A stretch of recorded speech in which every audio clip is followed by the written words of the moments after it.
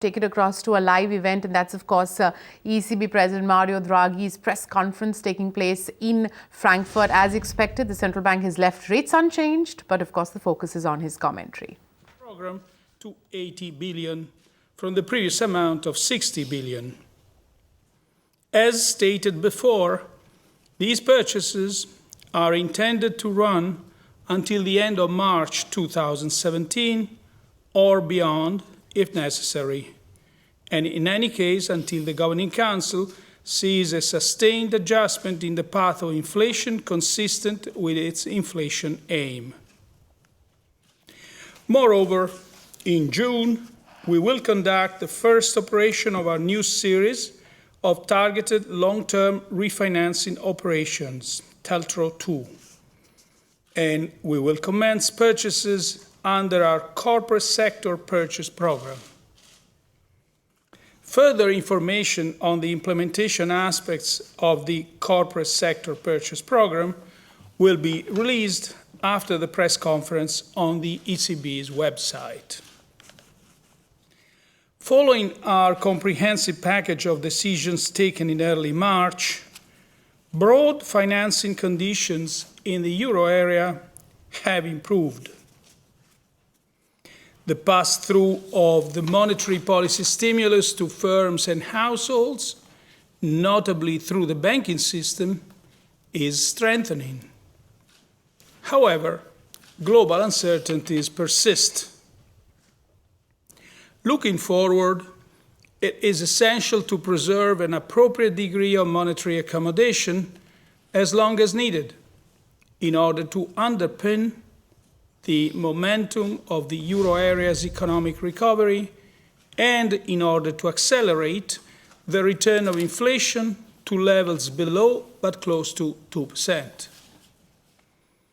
The Governing Council will continue to monitor closely the evolution of the outlook for price stability and, if warranted to achieve its objective, will act by using all the instruments available within its mandate. In the current context, it is crucial to ensure that the very low inflation environment does not become entrenched in second-round effects on wage and price setting. Let me now explain our assessment in greater detail, starting with the economic analysis.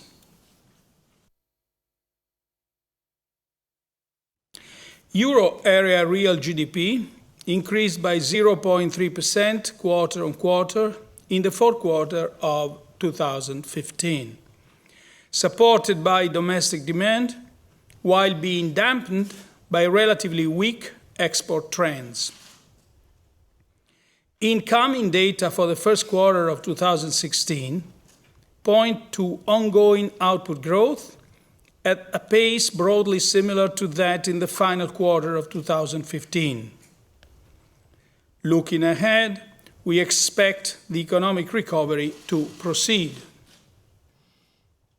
Domestic demand in particular continues to be supported by our monetary policy measures.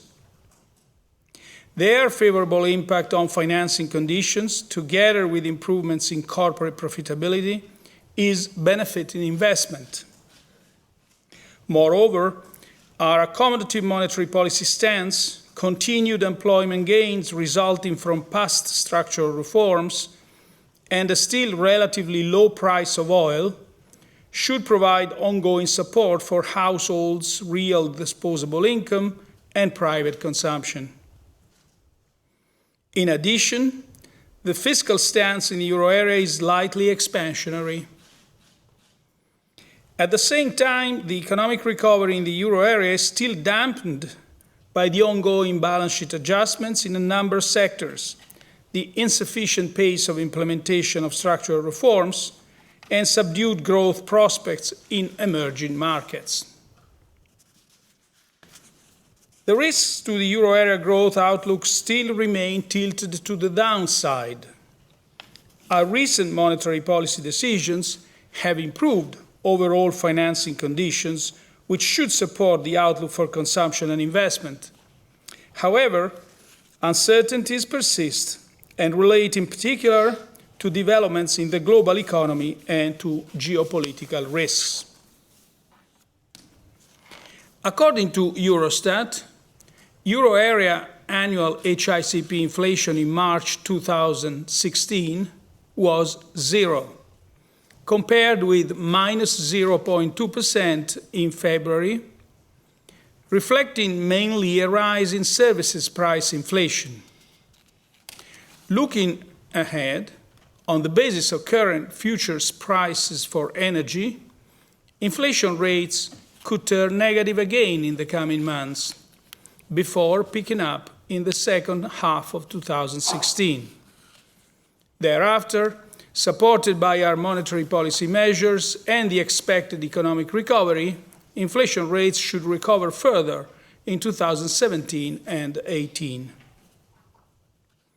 Turning to the monetary analysis, broad money, M3, continued to grow at a robust pace in February 2016, with its annual rate of growth remaining unchanged at 5%.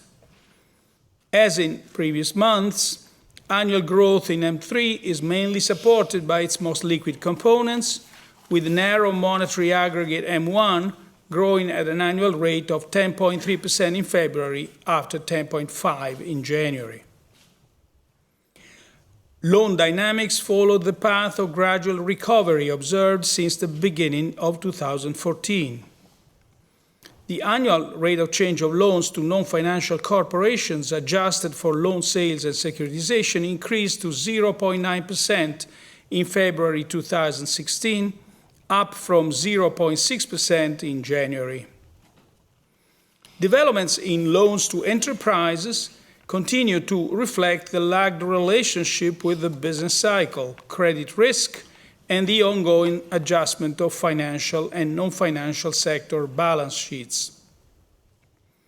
The annual growth rate of loans to households increased to 1.6% in February from 1.4% in January. The Euro Area Bank Lending Survey for the first quarter of 2016 indicates further improvements in loan supply conditions for enterprises and in loan demand across all loan categories. Improvements in demand for bank loans were supported by the low level of interest rates, financing needs for investment purposes, and housing market prospects. Overall, the monetary policy measures in place since June 2014 have clearly improved borrowing conditions for firms and households, as well as credit flows across the euro area. The comprehensive package of new monetary policy measures adopted in March this year underpins the ongoing upturn in loan growth, thereby supporting the recovery of the real economy.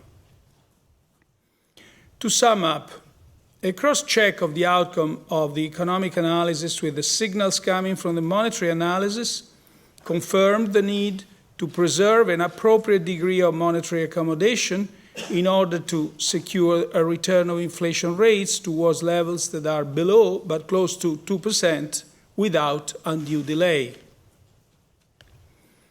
Monetary policy is focused on maintaining price stability over the medium term, and its accommodative stance supports economic activity.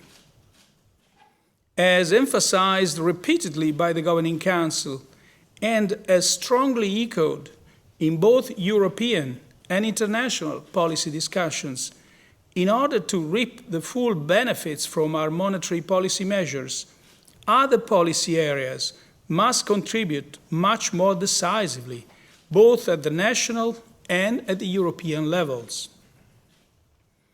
Structural policies are essential, given continued high structural unemployment and low potential output growth in the euro area.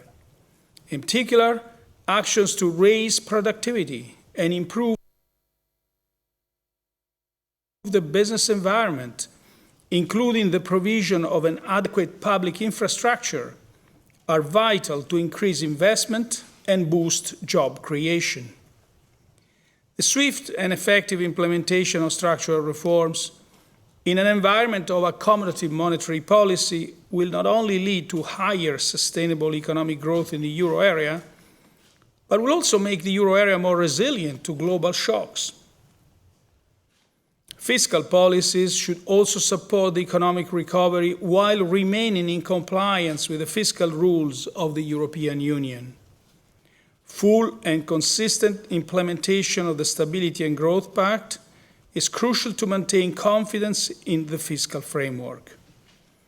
At the same time, all countries should strive for a more growth-friendly composition of fiscal policies. Find us on Facebook at facebook.com/etnow and don't forget to click the like button. You can also follow us on Twitter at etnowlive. To stay updated with all our programming, hit the subscribe button on our YouTube channel by logging on to youtube.com/user/etnow.